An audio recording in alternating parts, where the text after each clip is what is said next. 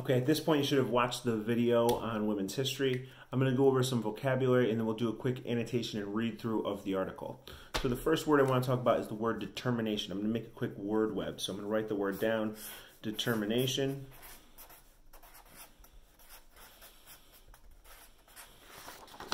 So I take determination and I'm going to think of other words that come off of it. Obviously determined, perseverance, one of our Park City Prep values, success, confidence, strength.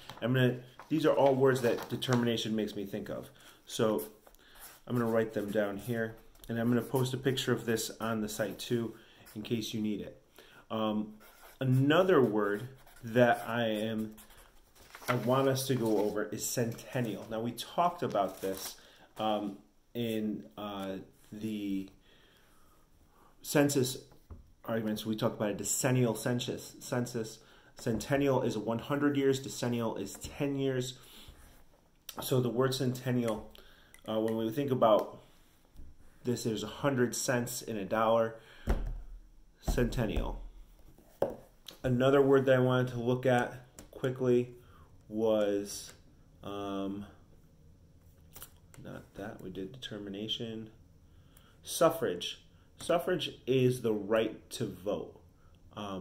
So when we talk about the suffrage of foreigners or the suffrage of women or the suffrage of African Americans, it sounds like suffering, but suffrage is the right to vote. So it really is just people being allowed to vote.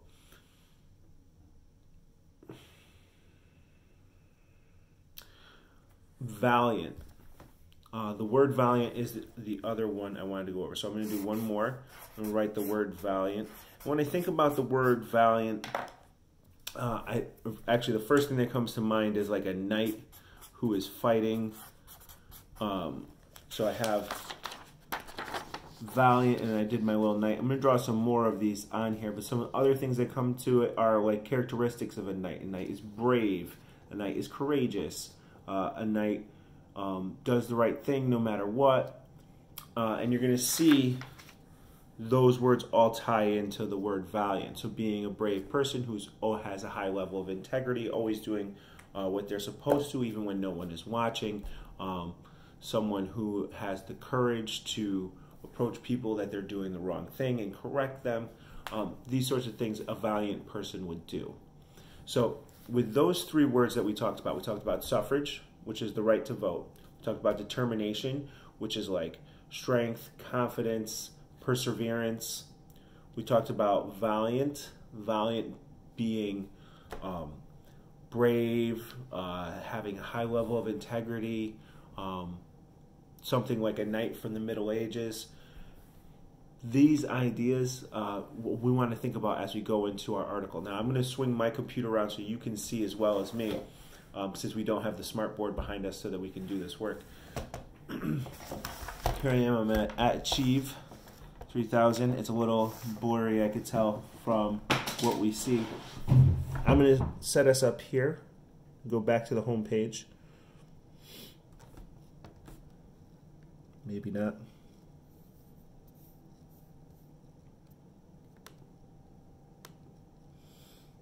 Okay, so I'm at my home page. I'm going to come down and I'm going to go to women who won the vote. It looks like a woman on a horse. I'm going to click view lesson. It takes me here. Now I'm going to read to you the stretch article. What I am going to require of you guys is to do the activity and read the article at your own level. So I'm going to read the stretch article to you. Then I'm going to do some review, quick questions with you about what you see here, and then you're going to go right into the article and then complete or do a quick read and then go back and forth between the text as you do your activity. Try to get over 70%. Okay guys, here we go.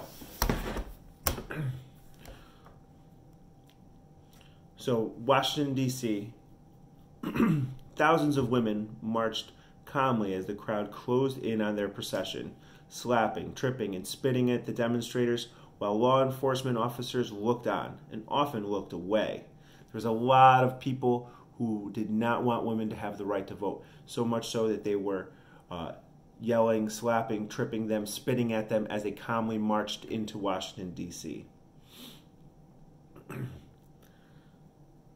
It was 1913, and the parade was a pivotal moment in the decades-long quest for women's voting rights in the United States. 7 years and countless public demonstrations later, in 1920, the suffragists' hard-fought battle was won. Remember, suffragists are people who fought for women's suffrage.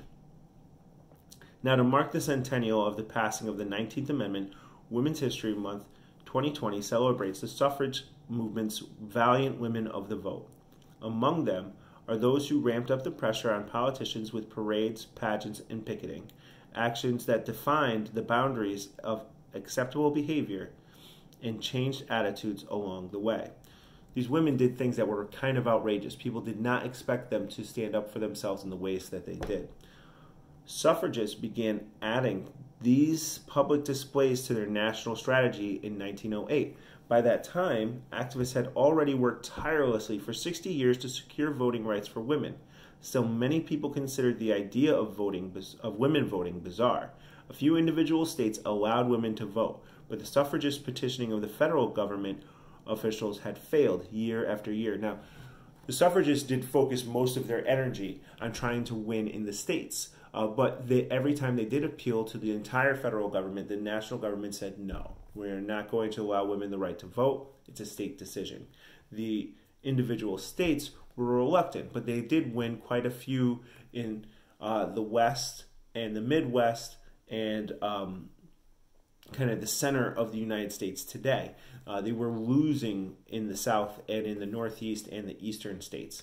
Nobody really in those areas wanted women to vote at that time.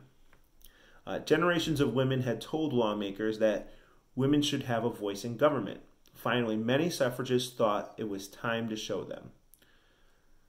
They closed the eve of President Woodrow Wilson's 1913 inauguration for the first National Women's Suffrage Parade. Staging such an event was a bold move, but with the crowds and throngs of news reporters already gathered in Washington, D.C., it gave the activists a big possible audience for their demonstration. So here they knew that people were coming to see the president's inauguration speech, and they went down to put on a big display so that people would notice them as people went to notice the president. Cloaked in white cape, astride a white horse, lawyer Inez Milholland Boissevain led the procession. I actually think I mispronounced that. I think it's Boissevain. It's Inez Milholland is how she's normally known, but Boissevain is like her married name, and usually it's not used. But in this case, Inez Milholland Boissevain led the procession. She was followed by thousands of banner-carrying marchers walking alongside floats, bands, and mounted brigades, and an estimated 500,000 spectators lined the streets.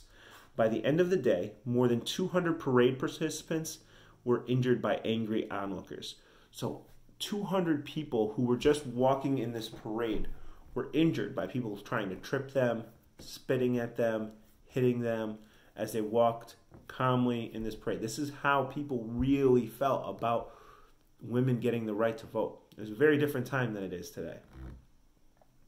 But despite this, the resolute marchers continued their trek calmly. News stories spotlighted the women's resolve in the face of violence and verbal attacks, and many Americans were horrified by the crowd's behavior. More parades and pageants followed in subsequent years, keeping the momentum moving, and the public pressure on politicians piling up. The events drew more supporters, raised additional funds, and kept up suffragist morale. But there was still work to do. After several meetings with Wilson, the president still wouldn't commit his support to the suffragist cause. So in 1917, some women took the fight to Wilson's front yard, becoming the first people ever to picket the White House. About 2,000 women from 30 states took shifts, holding signs, some calling Wilson out for denying citizens' rights. Dubbed the Silent Sentinels by the newspapers, these women protested 6 days a week for more than 2 years, often enduring violence from those who opposed them. Many were arrested and charged with obstructing sidewalks and thrown in jail when they refused to pay the fines. Some were beaten and tortured in custody. Word of the violence brought added sympathy to their plight, and soon more people were beginning to believe women had the right to actively engage and have a voice in their own government. Change was close. Now, the Silent Sentinels showed that they had strong perseverance or determination as they stayed there day after day, valiantly holding up their cause to be a suffragist, to get the right to vote. Finally, 1918, Wilson called on Congress to pass the 19th Amendment, guaranteeing women the right to vote. By 1920, 35 states had voted to pass the amendment, but 36 were needed for it to become the law of the land. The remaining states would consider it or rejected it outright, except Tennessee. On August 18, 1920, anti-suffragist Tennessee legislator Harry T. Burn shocked the room with his yes vote, an act that led the state to becoming number 36. In Burns' pocket was a letter from his mother telling him to support the amendment, a final bit of pressure that changed the course of history. Now, at the bottom of our article, there is this video that they used in newsreels in the 1920s, so there is no voiceover. There is just music in the background and the women walking, and it shows what was really happening. It is useful to watch this video, but you're not going to get any additional information except the visual component of seeing them doing what had happened. So I would click the video at the bottom to watch that before you go into your article. Now the article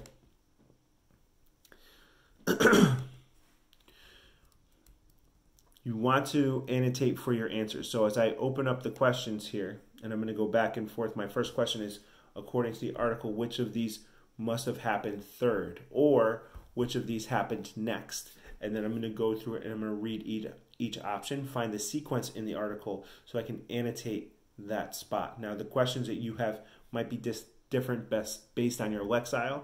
So this one is the 6th grade lexile. We're just going to run through this one quickly. So here is the question. According to the article, which of these happened first?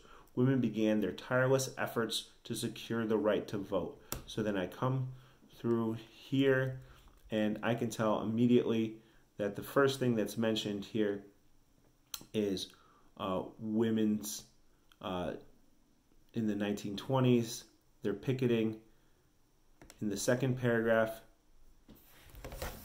So here I highlighted at the bottom of the second paragraph, women picketing, having parades and pageants, actions that defied the boundaries of acceptable behavior. Now I'm going to look at what the other options were. Congress passed the 19th Amendment. I remember that being very late in the article. I'm going to scroll all the way down. And that is in the very last paragraph here. And I am going to highlight here. So this is in the very last paragraph. It could have happened third, but it's unlikely. So A and B do not seem likely choices for me. I'm going to go back to my question. Somewhere.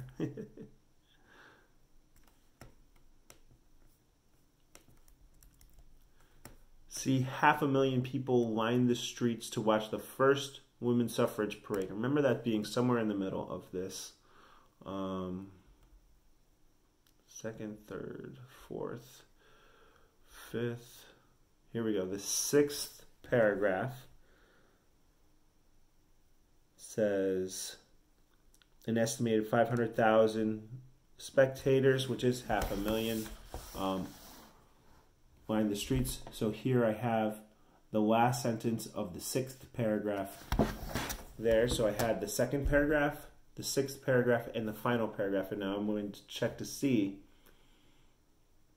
where the next one will go. And a group of women became the first people to ever picket the White House. So I come in here and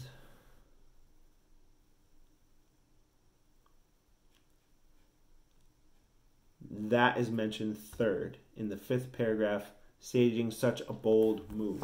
So I'm going to come here to staging such an event was a bold move in the 5th paragraph. And if you're highlighting your text and you're going back and forth with the questions in the text, you should be able to find your answer pretty quickly and also very accurately. So for me, on what I had just found for my first question, my answer was D, that the picketing outside the White House happened third. Keep in mind those vocabulary words. I will post pictures of them up on the website. If you have any questions, please email me. Complete the annotation page in your distance learning packet, and if you were not here on Friday and did not get one, you could just go back to the Friday link and you can go ahead and download that annotations packet. Hi Chelsea, you want to come over and say hi to my students real quick? Come here. So this is my sleepy Chelsea. It's very early in the morning right here. You want to say hi to everybody? Hi. Hi. Okay. Go brush your teeth. All right, guys. I'll see you soon. Bye.